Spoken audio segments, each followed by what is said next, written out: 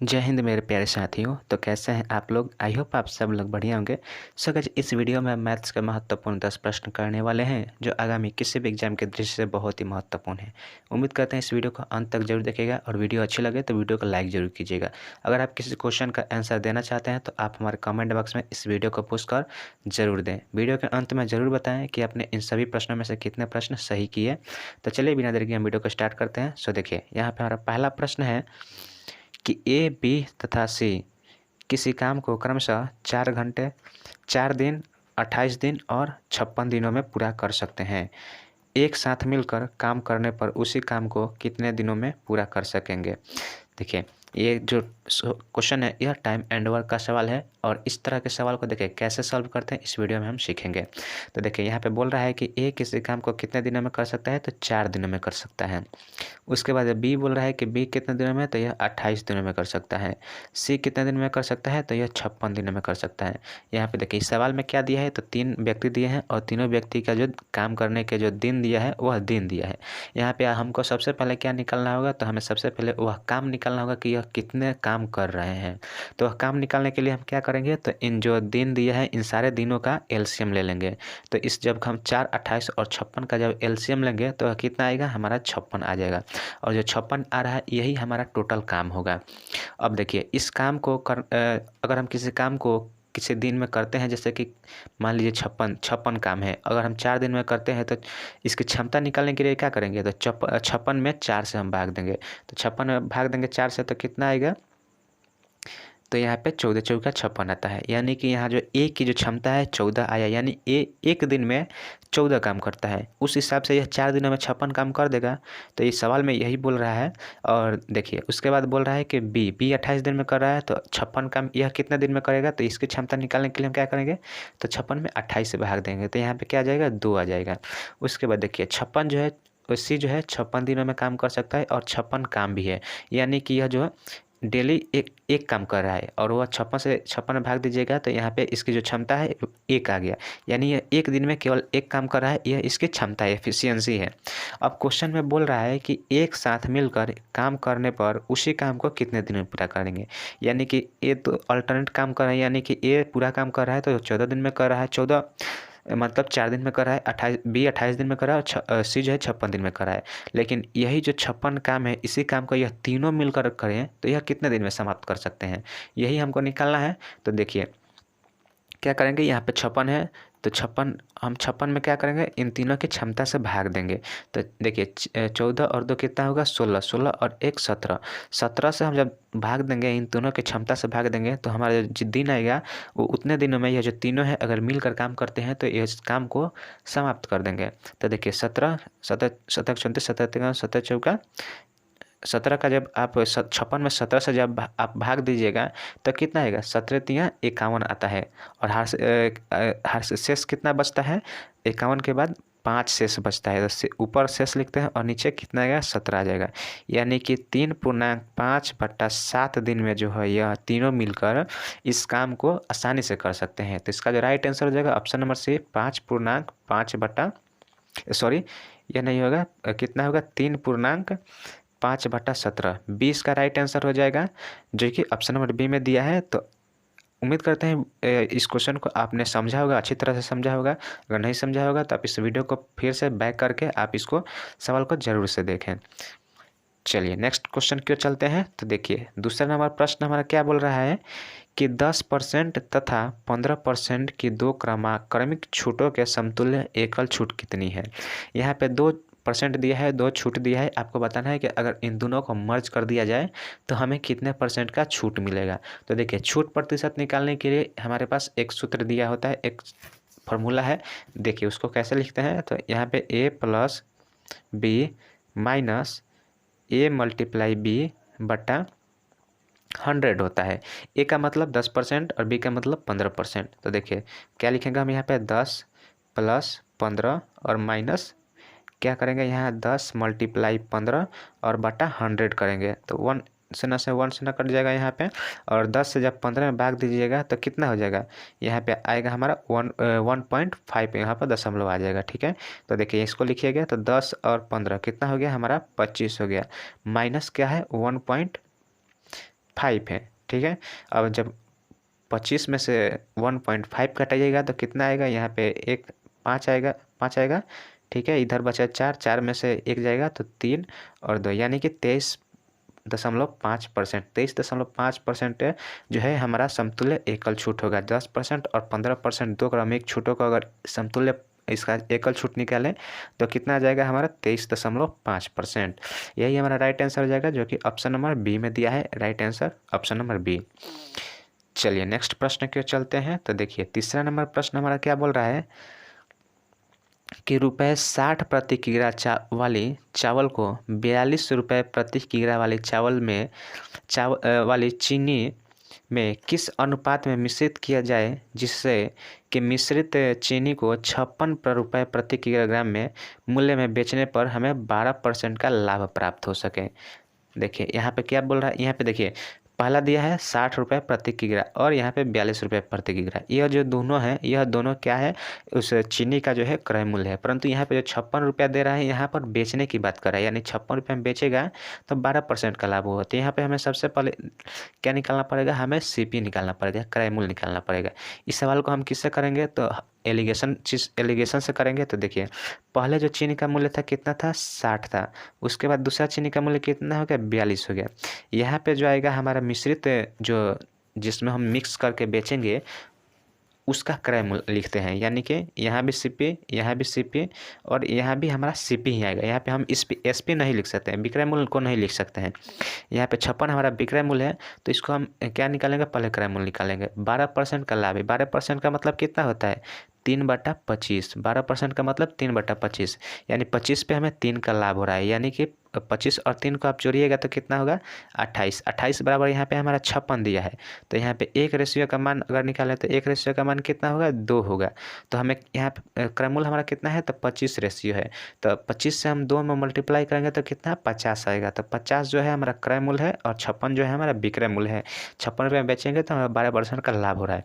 अब देखिए, अब यहाँ से हमें क्या निकालना पड़ेगा, इन दोनों का माइनस करना पड़ेगा। देखिए तीनों जो है हमारा एक ही कैटेगरी में आ गया, यानी कि क्रयमूल क्रयमूल क्रयमूल। तो यहाँ से हमारा एलिगेशन जो बनेगा वह सही बनेगा। तो देखिए 60 में से हम 50 को घटाएंगे तो कितना होगा, यहाँ पे 10 आएगा। पुनः हम जब 50 से 42 घटाएंगे तो कितना आएगा, यहाँ पे 8 आएगा। हम इसको रेशियो में निकाल रहे हैं, तो इसको जो रेशियो में क्या होता है, रेशियो का मान जो होता है सबसे जो क्या कहते हैं, सबसे जो मतलब उसके बाद वह जो है अनुपात नहीं कट सकता है, वही जो अनुपात का असली मान होता है। तो इस यहाँ पे हम इसको काटेंगे तो क्या होगा, देखिए 2 चौका 8 और 2 पचे 10, यानी कि रियल अनुपात की बात करें तो कितना आएगा, 4:5 आएगा। और 4:5 जो 5 है यह हमारे किस ऑप्शन में दिया है, तो ये ऑप्शन नंबर बी में दिया है। तो राइट आंसर हमारा ऑप्शन नंबर बी हो जाएगा। तो उम्मीद करते हैं यह भी क्वेश्चन आपको समझ में आया होगा। चलिए नेक्स्ट प्रश्न की ओर चलते हैं। तो देखिए हमारा 4 नंबर प्रश्न क्या बोल रहा है कि कोई पंप किसी पानी की टंकी को 3 घंटे में भर सकता है।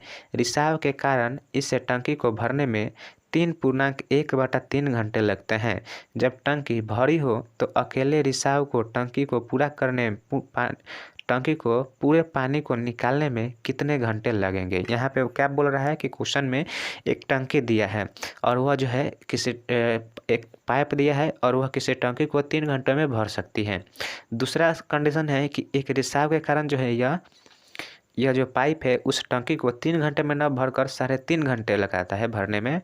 तो बताना है कि जो टंकी अगर पूरी भरी हो तो जो रिसाव हो रहा है उस रिसाव से वह टंकी कितने देर में पूरा खाली हो जाएगा। तो यहाँ पे हमें सबसे पहले क्या निकालना होगा, तो टंकी का जो है क्षमता निकालना होगा। तो देखिए यहाँ पे पहला मान लीजिए रिसाव करने वाला क्या है, मान लीजिए पहला टंकी यह जो है भरने वाला है, इसकी क्षमता इसका कितना है, 3 घंटे में भर रहा है। दूसरा क्या है, तो यह टंकी भरने वाला है और एक होल है, छिद्र है और यह दोनों मिलकर जब चल रहा है तो कितना देर लग रहा है भरने में टंकी को, 3.1/3 यानी कि 10/3। यह इसको भिन्न में लिखिएगा तो 10/3 आएगा। अब यहाँ से देखिए, यहाँ से टंकी की क्षमता निकालेंगे। तो टंकी का क्षमता निकालने के लिए क्या करेंगे, हम ऊपर वाला जो है अंश को हम एलसीएम लेंगे। तो एलसीएम लेंगे तो कितना आएगा, यहाँ पे हमारा 30 आ जाएगा, 30 आएगा। अब देखिए जो भरने वाला पाइप है उसको हम उसकी क्षमता कितनी निकालने के लिए क्या करेंगे, जो टंकी की क्षमता है उसमें जो जितने देर में भरा टाइम से भाग देंगे तो हमारा जो पाइप की क्षमता निकल जाएगी, यानी कि वह 1 घंटा में कितना भर रहा है वह निकल जाएगा। तो 30 में 3 से भाग देंगे तो 10, यानी कि 1 घंटा में यह 10 लीटर भर रहा है। अब देखिए दूसरा है कंडीशन है कि अब देखिए यहाँ पे जो दोनों मिलकर अगर काम कर रहा है, छिद्र और जो भरने वाला पाइप है, यह दोनों मिलकर काम कर रहा है, तो इन दोनों की क्षमता संयुक्त रूप से कितनी है, तो 30 में 10 से भाग देंगे और मल्टीप्लाई 3 करेंगे तो 10 तिया के 30 और 3 तिया के 90, यानी कि इसकी जो क्षमता है दोनों मिलकर क्षमता है कि 90। अब देखिए यहाँ पर भरने वाला जो टंकी है इसका 10 क्षमता है, तो 10 क्षमता है, परंतु यहाँ पर संयुक्त रूप से 9 है। इसका मतलब क्या है कि यह जो खाली टंकी है, खाली करने वाली टंकी है, यह -1 की क्षमता से खाली कर रही है, -1 की क्षमता से खाली कर रही है। तो यही बताना है कि टंकी अगर पूरा 30 लीटर भरा हुआ है तो ये जो खाली करने वाली पाइप है यह कितने देर में इस टंकी को खाली कर देगी, तो ये 1 घंटे में 1 लीटर खाली करेगी। तो 30 लीटर खाली करने में इसे कितना समय लगेगा, 30 घंटा लगेगा। तो यही हमारा राइट आंसर हो जाएगा 30 घंटा, जो कि ऑप्शन नंबर कितना में दिया है, सी में दिया है। तो इस क्वेश्चन का राइट आंसर हो जाएगा 30 घंटा। चलिए नेक्स्ट प्रश्न की ओर चलते हैं। तो देखिए यहाँ पे 5 नंबर प्रश्न क्या बोल रहा है कि यदि एक वस्तु के क्रय मूल्य तथा विक्रय मूल्य का अनुपात 5:4 है तो हानि प्रतिशत क्या होगा। यहाँ पे आपको हानि निकालना है, यानी कि यहाँ पे क्या क्या दिया है, तो क्रय मूल्य कितना है CP, इसका अनुपात दिया है 5, और विक्रय मूल्य कितना है SP, इसका अनुपात दिया है 4। तो 5:4 दिया है। यहाँ पे देखिए रेशियो में कितने का घाटा हो रहा है, तो 1 का घाटा हो रहा है, 5 पर 1 का घाटा हो रहा है। तो इसको परसेंट में निकालने के लिए क्या करेंगे, 1/5 × 100, और इसको काटेगा तो कितना आएगा, 20 आएगा। तो हमारा 20% जो है यह हानि हो रहा है, जो कि ऑप्शन नंबर ए में दिया है। राइट आंसर हो जाएगा हमारा 20%। यह काफ़ी आसान सवाल था। चलिए नेक्स्ट प्रश्न की ओर चलते हैं। तो देखिए हमारा यहाँ पे 6ठा नंबर प्रश्न क्या बोल रहा है। 6ठा नंबर बोल रहा है प्रश्न कि 600 के 150% का 0.02% निकालना है। तो 600, यह क्वेश्चन, यह भी सिंपल क्वेश्चन है। इसको क्या सिंपली लिखिएगा, 600 × 150%। 150% का मतलब 150/100। उसके बाद क्या लिखेगा, यहाँ 0.02% है, तो अगर इसको परसेंट से पहले दशमलव हटाया जाए तो 2 अंक पहले दशमलव है तो बटा में 100 आ जाएगा। उसके बाद परसेंट जब हटेगा तो एक और 100 आएगा, ठीक है। तो देखिए यहाँ 2 शून्य से यहाँ 2 शून्य कट गया, यहाँ 1 0 से यहाँ 1 0 कटेगा, ठीक है। अब नीचे कितना बच गया, 3 0 नीचे बच गया, 3 0 नीचे बच रहा है।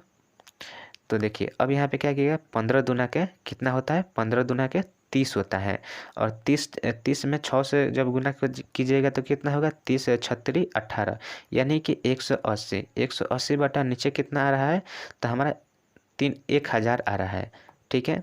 तो 1000 नीचे रहा है, तो इसको जब आप दशमलव में कीजिएगा तो क्या आएगा, यहाँ पे 3 अंक पहले दशमलव आ जाएगा, यानी कि 0.180, यही जो है यही हमारा आंसर आएगा 0.18, जो कि ऑप्शन नंबर ए में दिया है। राइट आंसर आ जाएगा हमारा ऑप्शन नंबर ए, 0.018। चलिए नेक्स्ट प्रश्न की ओर चलते हैं। तो देखिए हमारा 7 नंबर प्रश्न क्या बोल रहा है कि वैल्यू मान निकालना है। इस जो समीकरण है इसका मान निकालना है। तो देखिए सबसे पहले क्या लिखा है, 5.1/3। तो 5.1/3 को हम क्या लिख सकते हैं, तो 5 × 15 1 16/3। उसके बाद मल्टीप्लाई है, फिर इसको भी तोड़ेंगे तो कितना होगा, 7 दूना के 14 1 15/7। उसके बाद क्या होगा, 9 5 45 और 2 47/5, 8 चौका 32 और 3 कितना होता है, 35/8। उसके बाद क्या है, तो 47 दूना क्या होगा, तो 7 दूना के 14, 4 दूना के 8 1 9, और 9 में 6 जोड़िएगा तो कितना हो जाएगा, 100 हो जाएगा, यानी कि 100 कितना 47 आ रहा है। अब देखिए यहाँ पे समीकरण हमने भिन्न के रूप में लिख दिया है। अब इसको हम क्या काटेंगे, तो इसको कैसे काटेंगे, तो देखिए 3 5 15, 5 से इसको काटिएगा तो यह 5 कट जाएगा, 7 5 कितना हो गया, 35 हो गया, ठीक है। ये 47 से यहाँ 47 कट गया। अब यहाँ पे देखिए 4 दूना का 8, यहाँ पे क्या है, 4 चौका 16, इसको काटिएगा यहाँ पे तो कितना आएगा, 50 आएगा। अब इसको मल्टीप्लाई कीजिएगा तो कितना बच रहा है, तो 4 × 5 × 50, तो 4 5 20, यहाँ पे 20 × 50। अब इसको जब कीजिएगा तो कितना आएगा, 1000 आएगा। तो यही हमारा राइट आंसर हो जाएगा 1000, जो कि ऑप्शन नंबर बी में दिया है 1000। चलिए नेक्स्ट प्रश्न की ओर चलते हैं। तो देखिए 8 नंबर प्रश्न हमारा बोल रहा है कि वह छोटी से छोटी 5 अंकों की संख्या क्या होगी जो 91 से विभाज्य होगी। तो बताना है कि 5 अंकों की सबसे छोटी संख्या जो 91 से विभाज्य है। तो इस तरह के आसानी से सवाल को कैसे सॉल्व करेंगे, तो देखिए सबसे पहले हमें 5 अंकों की सबसे छोटी संख्या लिखेंगे। तो 5 अंकों की सबसे छोटी संख्या क्या होगी, 1 पे 4 गो 0, यही हमारा 5 अंकों की सबसे छोटी संख्या है। और इसमें हम क्या करेंगे, 91 से भाग देंगे। तो 91 से भाग देंगे तो क्या होगा, 91 एकम 91। अब इसको हम घटाएंगे तो कितना, यहाँ पे 9 आएगा, 9 आएगा। फिर यहाँ पे एक जीरो लेंगे, तो एक जीरो लेंगे तो यह जो है 91 से कम आ रहा है, यानी भाजक से कम आ रहा है। तो हम एक संख्या और पुनः उतारेंगे, यानी कि हमने 2 संख्या उतारा तो यहाँ पे क्या, एक शून्य लिख देंगे। अब देखिए 91 से हम इसको काटेंगे तो कितना होगा, देखिए इसको हम 9 बार ले चलते हैं, ठीक है। तो 1 9 9 और 9 81, 81 आ रहा है। अब इसको घटाइएगा तो कितना आएगा, यहाँ पे 10 में से 1 गया 1, 9 में से 1 गया 8, यानी कि 81 आ रहा है। शेष हमारा 81 आ रहा है। अगर 81 ना होकर यहाँ पे 91 होता, 81 ना होकर अगर 91 होता, 91 से हम भाग दे रहे हैं, अगर 91 होता तो यह जो है एक बार में पूर्णतः कट जाता है। यानी कि कहने का मतलब है कि जो यहाँ पे 1 पे 4 गो शून्य है, यहाँ पे अगर हम 10 को ऐड करते हैं तो यह जो संख्या है 91 से पूर्णतः भाग लग जाएगा। तो यहाँ पे शून्य 1 शून्य 0 0 1, यानी कि 1 0 0 10। यह जो संख्या है, इस संख्या में यह 91 से भाग दें तो यह संख्या जो पूर्णतः कट जाएगी। तो यही सबसे छोटी संख्या होगी, 5 अंकों की सबसे छोटी संख्या होगी जो 91 से पूर्णतः विभाज्य होगी। तो यहाँ पे किस ऑप्शन में दिया है, तो ऑप्शन नंबर बी में यह जो ऑप्शन दिया है। तो इसका राइट आंसर हो जाएगा ऑप्शन नंबर बी 1 0 0 1 0। चलिए इस वीडियो को हम यहीं पे अंत करते हैं। उम्मीद करते हैं वीडियो आपको अच्छी लगी हो। वीडियो अच्छी लगी हो तो इस वीडियो को लाइक ज़रूर कीजिएगा, और आप हमारे चैनल पर पहली बार आए तो चैनल को सब्सक्राइब जरूर कीजिएगा। वीडियो कैसे लगी कमेंट बॉक्स में ज़रूर बताएं। चलिए मिलते हैं नेक्स्ट वीडियो में, तब तक के लिए जय हिंद जय भारत।